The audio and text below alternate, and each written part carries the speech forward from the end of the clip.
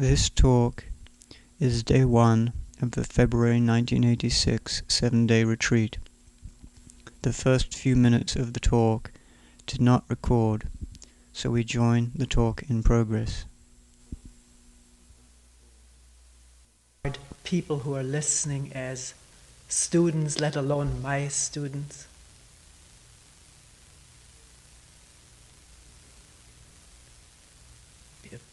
An absurd conceptualization of this relationship. There was any kind of possessiveness in it.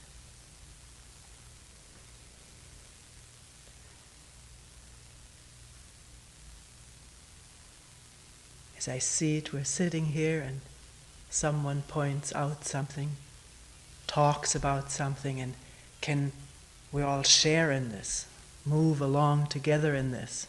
Most of the talks these days come from questions that have been put by us all together in meetings.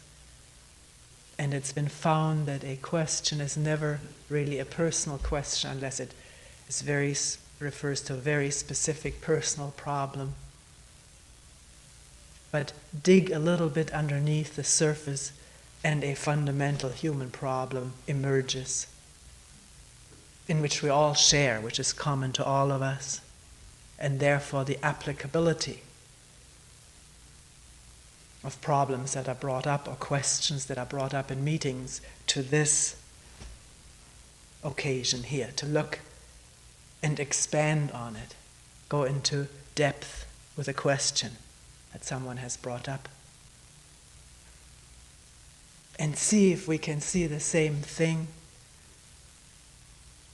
Not really seeing the same thing, but whether there can be a seeing together, which is not bound by tradition or opinion, personal experience,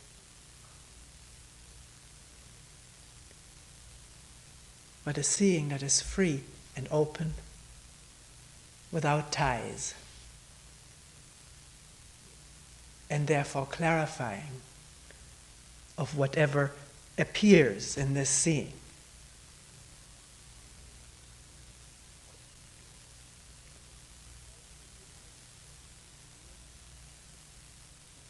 So can one, right from the outset, look whether there's an image of oneself sitting and listening? A binding image. I am this, or she may regard me as that. And if it's seen, to put it away, because that strangulates the listening. There's an image of who I am or who she is. And one can't listen, and one is bound in a pattern. A pattern which has in the past either resulted in following, conforming, accepting, or rebelling.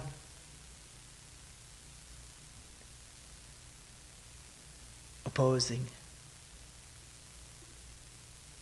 Not out of seeing that what is said isn't so, or should be questioned, but out of opposing authority as an idea.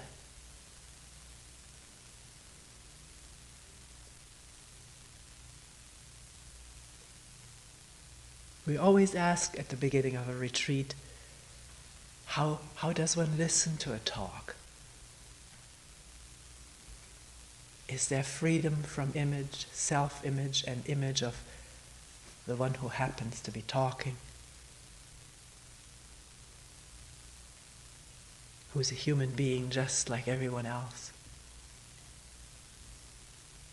Seriously concerned with all this stuff that we're talking about. And feeling a serious responsibility to speak accurately, even though this is very difficult. Sometimes the words want to get away with one. It takes great care and space and no pressure or rushedness,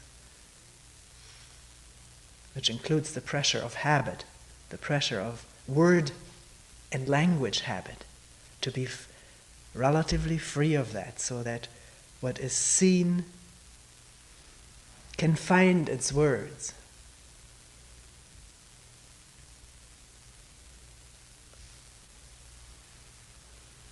And then can one listen from the same space of looking, from the same kind of openness, not fixedness.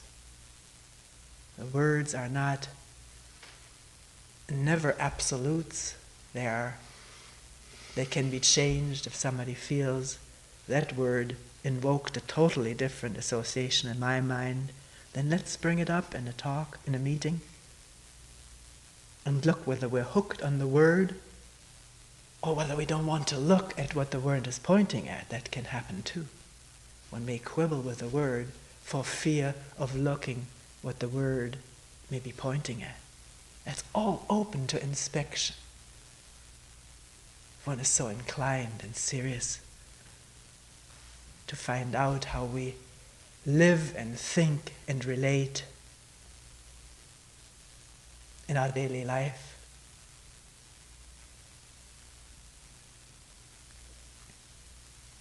So is the listening free from image?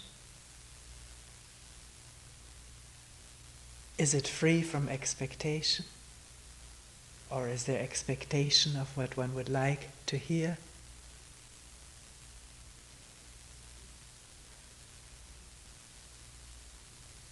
One expects to hear something as already a focusing of the mind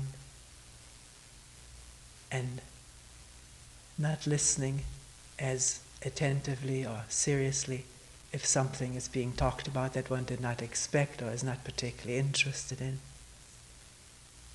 All of this can be discovered as one listens. The mind set, or whether the mind is freeing itself from a set and therefore openly attending.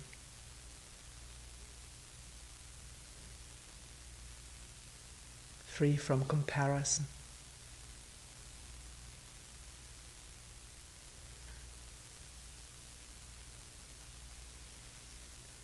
One may think she's saying the same thing over again. I've heard so many times, why can't she say something new?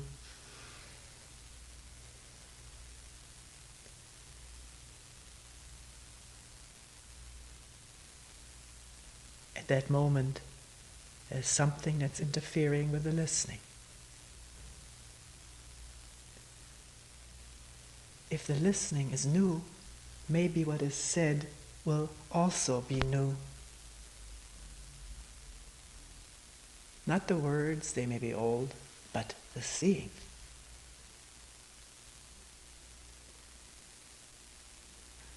Which is neither new nor old. It's free of those categories because it is not linked to memory or to anticipation.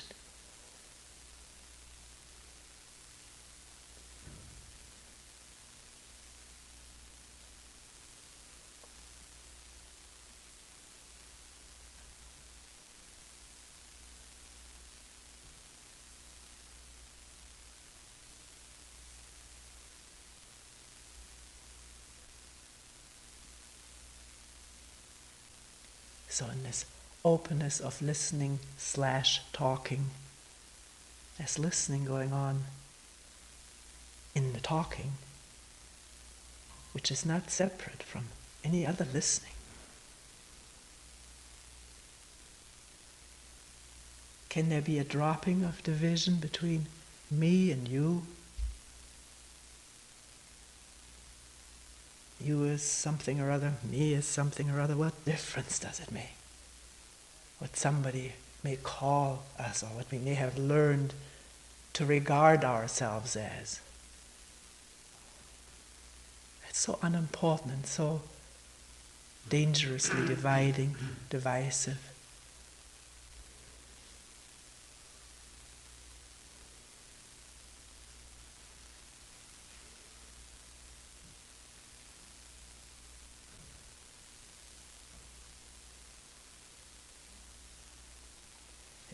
Sometimes it's talked about a meeting of the minds. Can there be a meeting of the minds?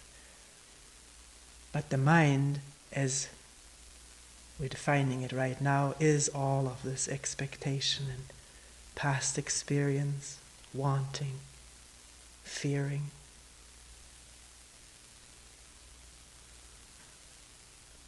Image making. That's the constant functioning of the mind or the brain, if you wish to use that word. So can there be a meeting of no minds? The mind being quiet, at least for the time being.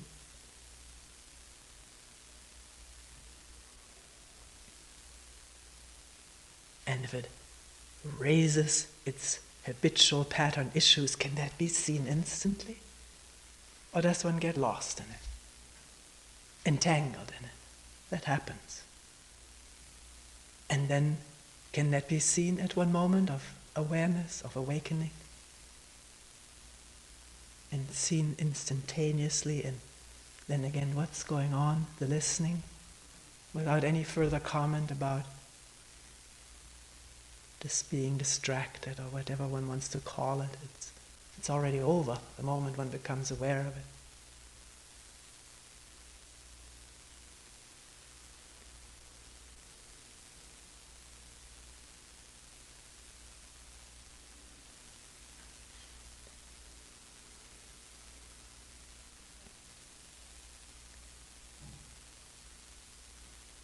I want to talk a little bit more about this thing of the authority of the teacher.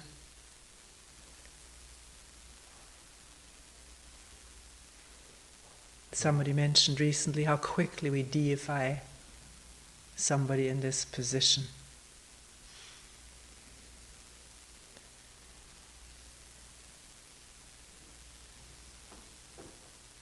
If one notices this tendency, what does deifying mean? Maybe we should clarify this first, what we mean by that. Deifying meaning making a god out of somebody. But if one looks at what gods are, unless one has a strong belief system and doesn't see it as a system, one can quite clearly see that God is a creation of the mind, of the human mind. It's an idea, a thought, a wishful thinking.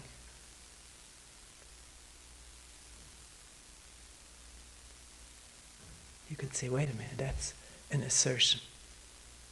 Well, test it out for oneself. As one thinks of God, it's a thought already. Very likely a thought that comes from way back memories of how one has been taught, indoctrinated by parents, Sunday school teachers, priests, ministers.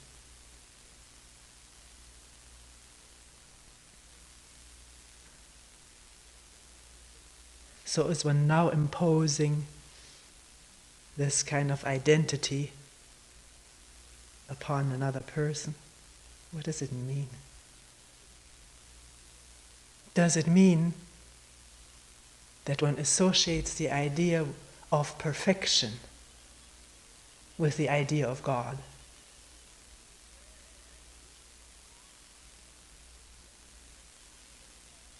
We've learned,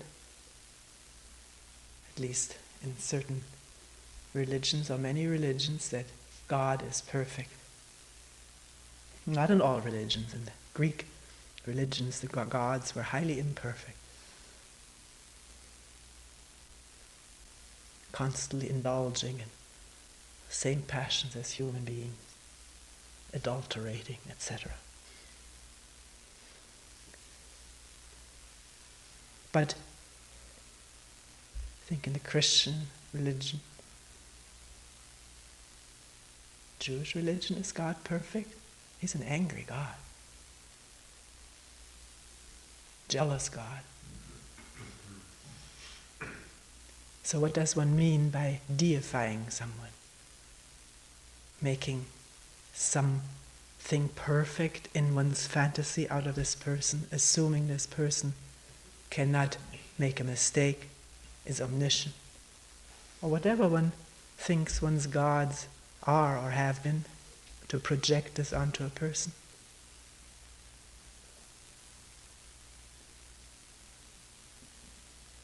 Perfection is a human invention, I think. Not making mistakes or being omniscient, knowing everything. It's our ideal, to be somebody who knows everything. Since we can never attain it, to project it onto some super being.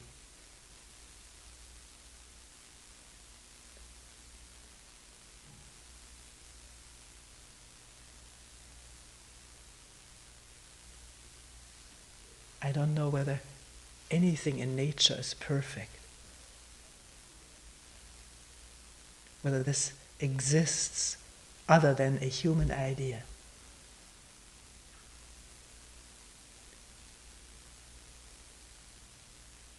So is one projecting perfection onto a person who happens to find himself or herself in this function of speaking, pointing things out, sharing, looking, questioning. And why does one do that? That merits looking at if one finds this process operating in oneself. Not just let it run like one of the many tapes. But to question it. Why? Why does one want to have a perfect being to listen to? There could be any number of reasons if one explores this. It could give one a feeling of security to be in the proximity of a perfect being.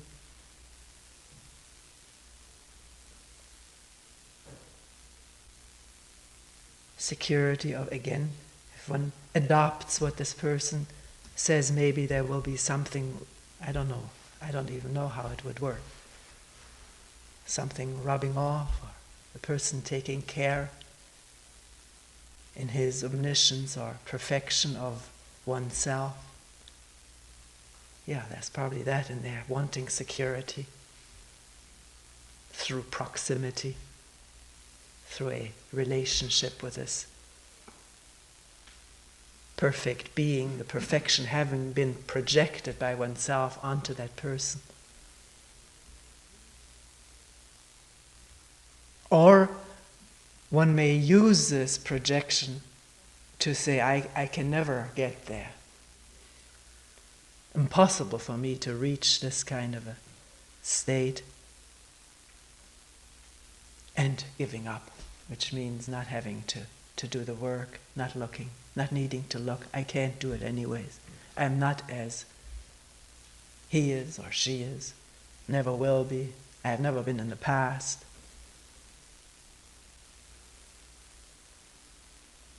So can one see how useless for this work of discovering for oneself how this mind and body functions alone and in relationship, how useless it is to project perfection onto someone else who happens to point out something about this whole process. Not just useless, but a hindrance.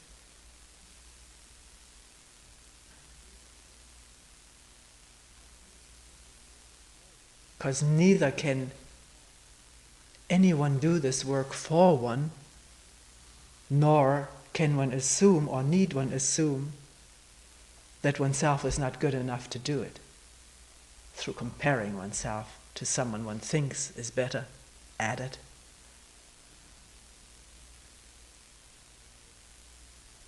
This work can only proceed full steam if there is no comparison.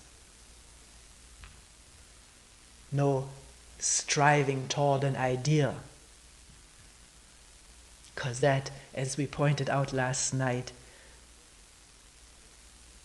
takes one constantly away from where one actually is. And this is where the exploration starts. the inquiry or the listening, where one is, not where one should be or can't be.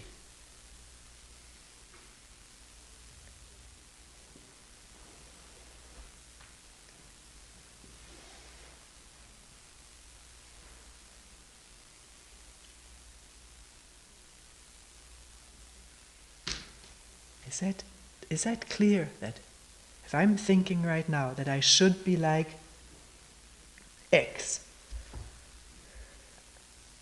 who I think is perfect or near perfect,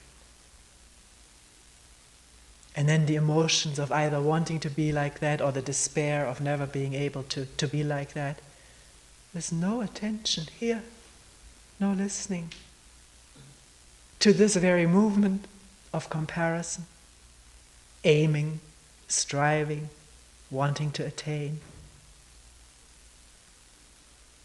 So, can that itself be heard?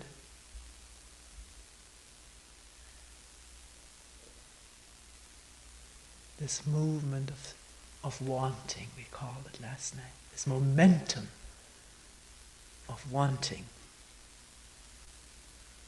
to be, or not to be, or to become, or not to become, as a palpable movement, not just of thought. Thought usually initiates it, but then the whole body responds and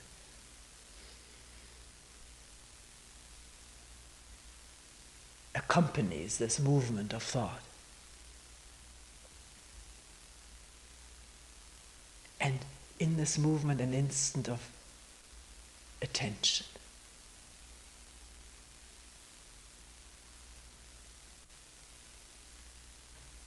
What's happening? What's going on? And if a serious interest is there, one will listen. Maybe just to the reverberations to what has been going on. Because the thought, the goal, the idea that one was striving toward may stop when there's attention. One sees it's just a thought. But the energies that it aroused may still be reverberating throughout the physical system. So can that be listened to so attentively so it doesn't immediately create new thoughts? I'm feeling pretty good, or I want this to go on, or how can I get rid of this discomfort?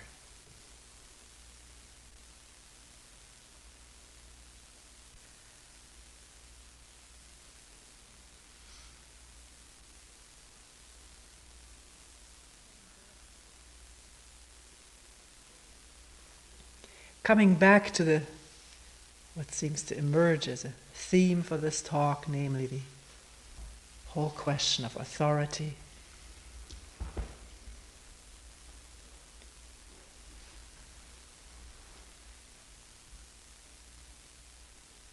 There isn't only the authority of an outside agent. There's also the authority of one's accumulated past experiences, learnings, knowledge. One may totally reject outside authority and then go by what one may call my inner intuition, my own intuition. Does one question that as one questions outside authority? What is it based on, this intuition?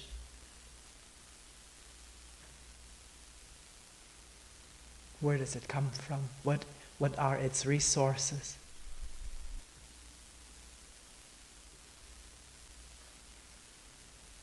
We mentioned them at the outset. One's past experiences, learnings, knowledge can become just as firmly entrenched in authority as any authority imposed upon one from the outside. And just by calling it by a different name, namely intuition, it doesn't change anything.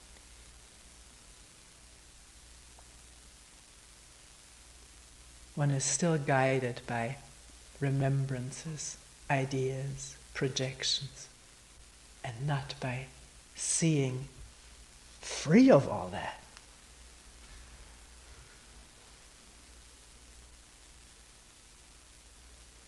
There can't be any seeing if this colossus of past experiences sits there.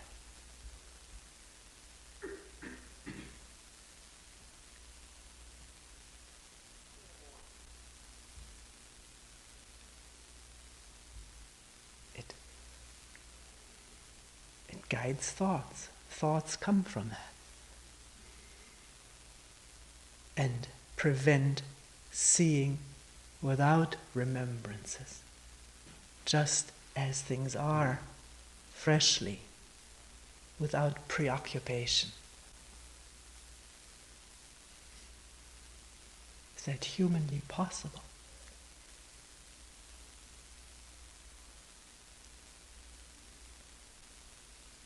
To perceive or listen, look,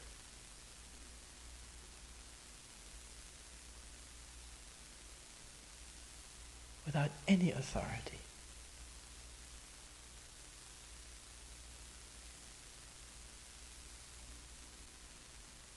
No guiding idea, within or outside.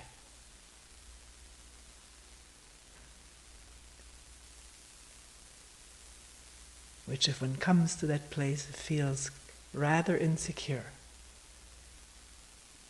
tentative.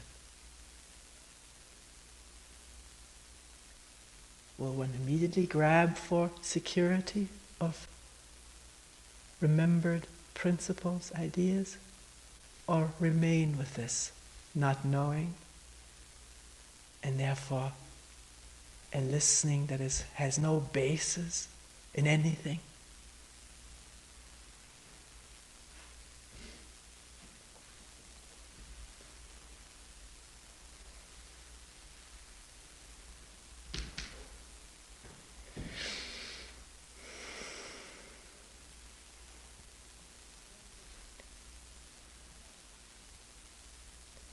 There is a dialogue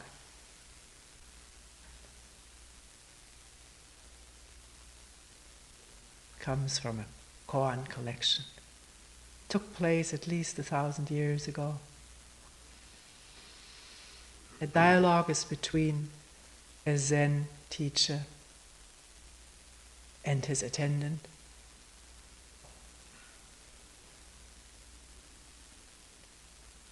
In that structure of a master having an attendant beholden to him.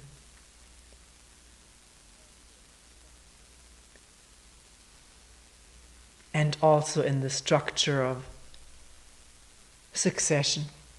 The master was getting old,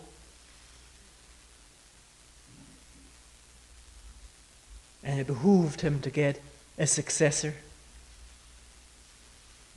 to carry on with the line, the transmission, the whatever, teaching, the temple.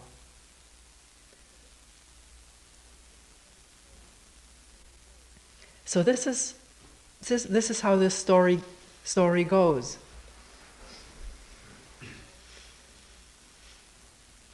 The teacher called his attendant 3 times, and the attendant responded 3 times.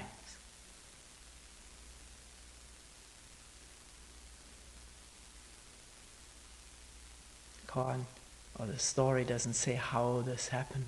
One can maybe imagine it, although no imagination will really bring about what actually happened. How he called. Name was Oshin. Oshin, or that may even be the Japanese name. Chinese may have been different. Yes, master. Did he come sort of running or shuffling? speeding or slowly, and prostrate at the door, and yes, Master. It doesn't say what the response was to that. Did he say nothing or just wave him off? Dismiss him? It doesn't say that. It just said he called 3 times and the attendant responded 3 times. And the master said, or the teacher, doesn't say master in this story, I thought I had transgressed against you, but now I see that you are also transgressing against me.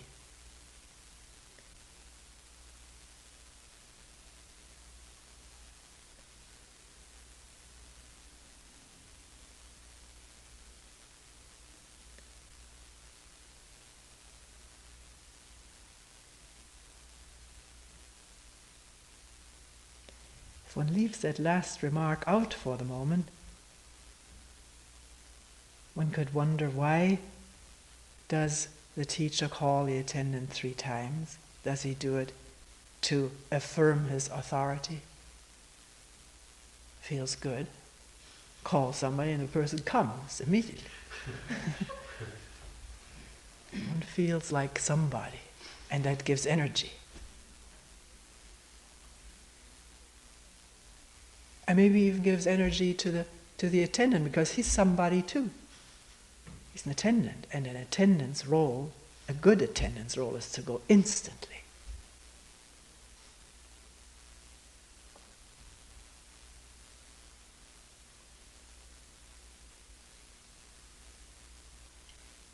So this calling could be to establish and re-establish one's authority, and to establish and re-establish one's submission to this authority.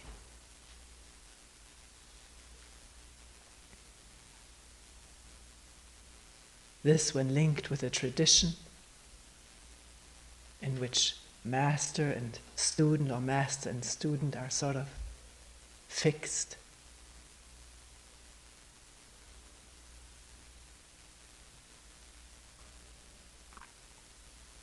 becomes a thing in itself. By being fixed in tradition, I mean tradition pronouncing or saying that it is good for the teacher to establish himself in authority, and it is good for the student to submit to that authority. It's good for the path of enlightenment, to have a teacher to whom one submits.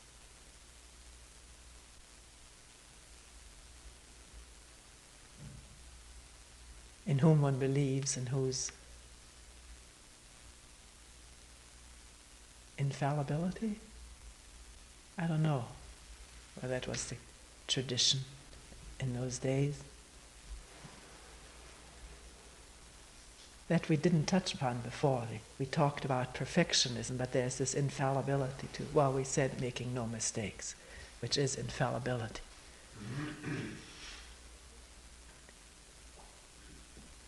I remember a person once coming from Japan. She'd been there for a while, and she had been waiting to become the disciple of a master, of a Zen master.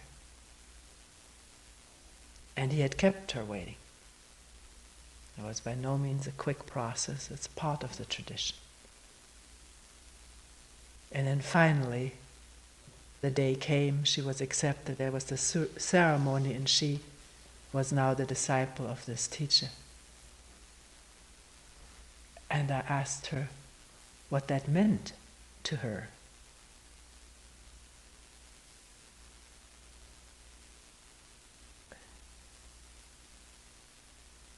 She's a very open person, very intelligent in her talking.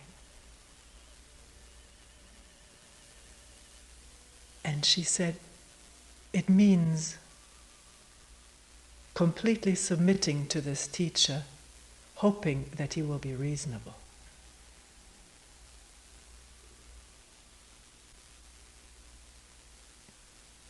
trusting that he will be reasonable.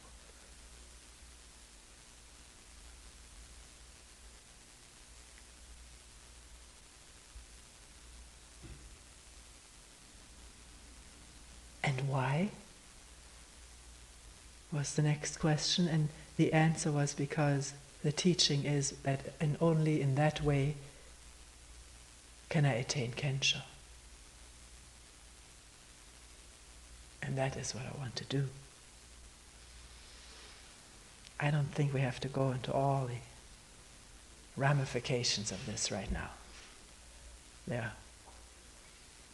Everybody can think this out for themselves.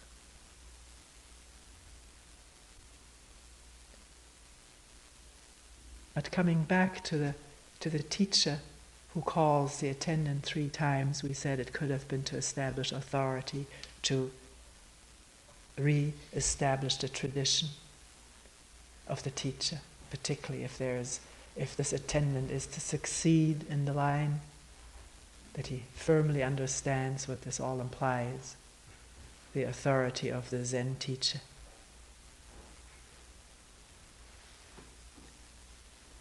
One Zen teacher once said, a contemporary one, if the teacher tells you to jump into the lake, then you do that.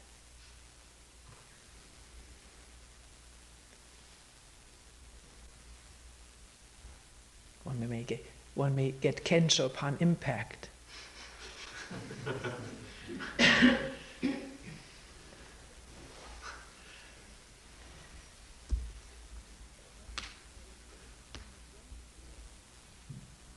Then there is in the Zen tradition the thing of testing whether the successor is ripe and ready to take on this responsibility of teaching others.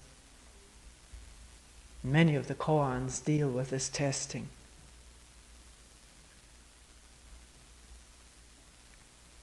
So the commentary does say the teacher was getting old and he was looking for a successor. So was this the supreme test? Calling and answering.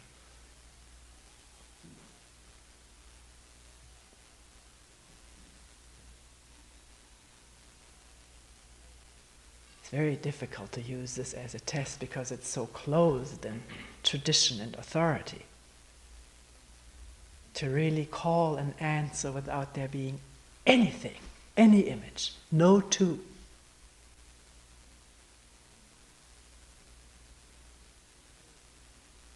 Calling out of the emptiness of no one and answering out of the emptiness of no one, so that the caller and the answer are not 2 separate entities.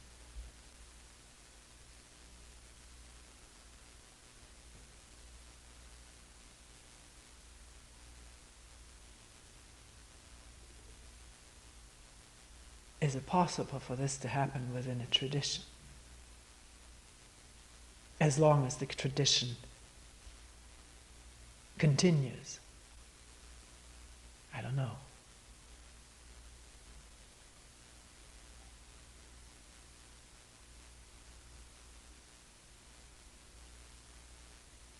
I remember when still being at another Zen center and doing prostrations.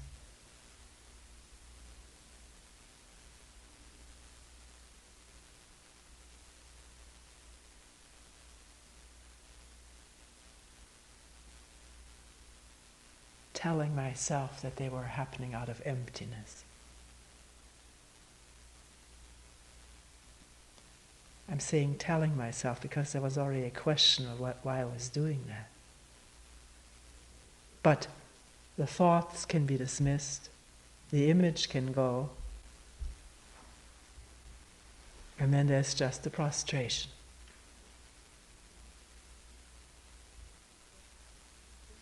But then, is the questioning finished, or does one wonder why does one continue it? Why does one do it in the first place?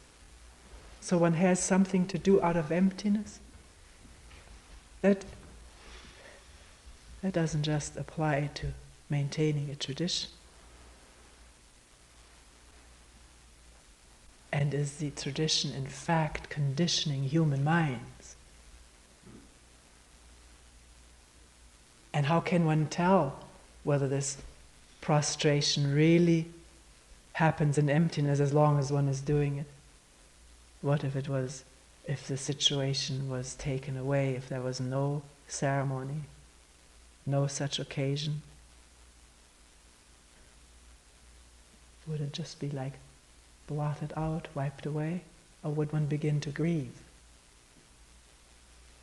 Like for a lost parent or a lost child, because there was attachment, in spite of the feeling of emptiness. This is for each one of us to look at by oneself. One cannot resolve this for another.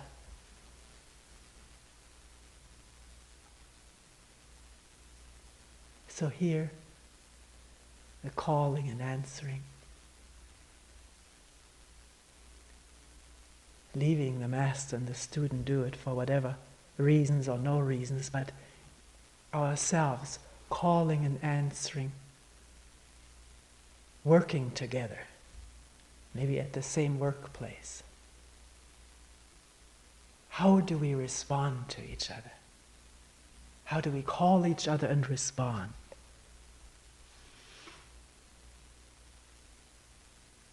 Maybe one person is the foreman,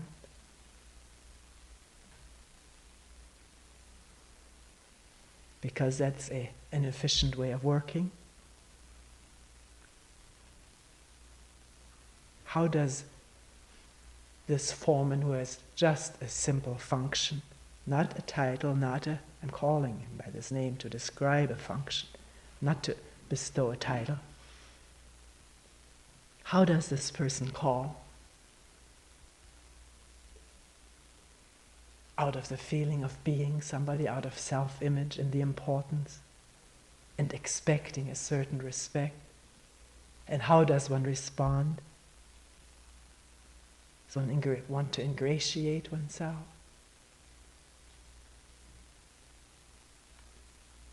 Or is one rebelling because one has the image of being the subservient person? And that is a humiliating image. There's so much to look at. Or even if there isn't foreman and what are the others called? Foreman and worker? Even if 2 people work, 3 people work at the same place, do little territories crystallize out in which one is the boss, relishing that authority and expecting respect for it. One may rebel against all external authority and then establish one's own little realm of authority. One has to listen to oneself, not assume because one rebels or rejects external authority that one is free from that thing oneself. If one assumes that one will not hear oneself talk to others, or one will rationalize it, well, I didn't mean that, So how do we relate to each other? At work or in the family? Expecting the other to do one's bidding. Let's put it very coarsely, but we do expect that very much. Feels so good, gives us some meaning to our existence, some feeling of energy, power. And with that, of course, come conflicts, because the other one feels the same way. Also wants to dominate, also wants to have their territory respected. So our living space is divided up in all these little territories of power, of individual power. Sounds grandiose. It's much more subtle than that often. And it can be watched and it can dissolve if one sees the fragmentation of it, the impossibility to relate to each other out of separate territories.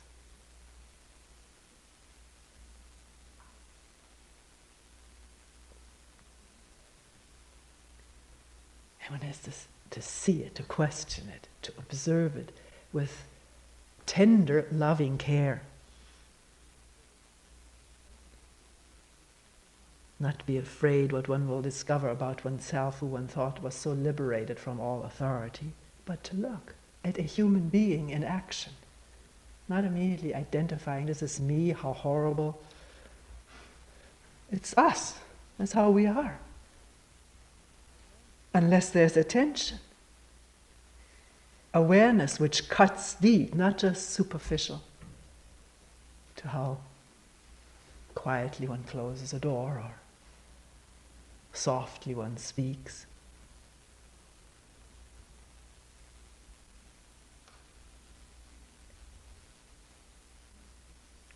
Yeah, the attention, cutting deep and wide, not cutting. It's not cutting, it's a wrong word. It's all inclusive of the feelings of someone one has just talked to harshly or snappily or whatever, bossingly. I don't have to describe it, one can watch it.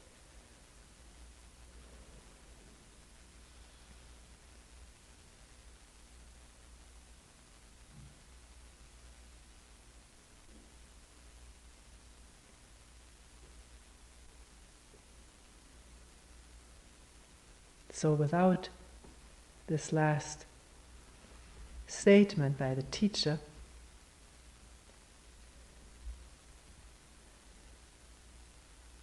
this calling and answering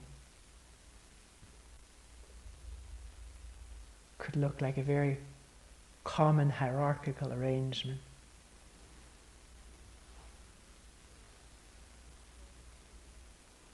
But then he says, I thought I had transgressed against you, and now I see that you too are transgressing against me.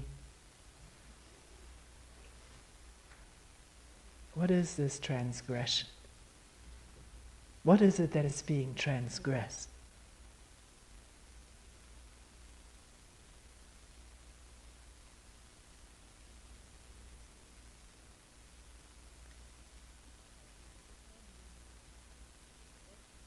In calling attendant and answering, yes, teacher, yes, master.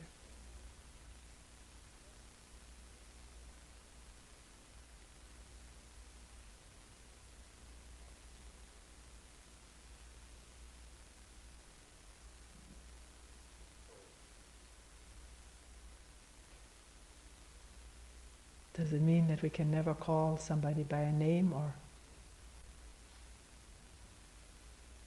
label a function that is performed by us?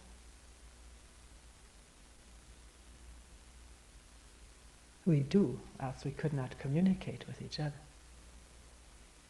We do call each other by names, and in working together it's helpful to understand one's temporary function.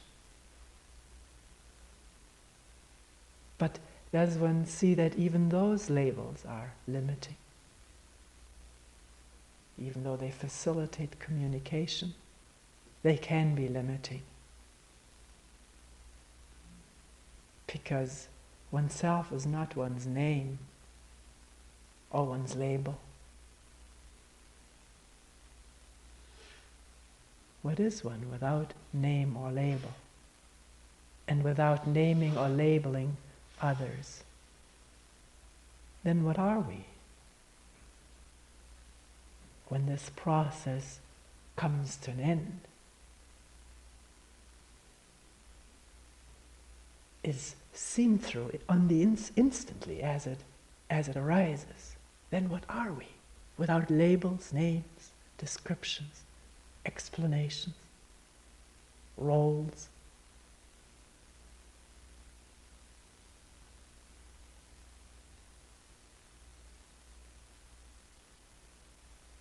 Without any authority, external or internal, what are we?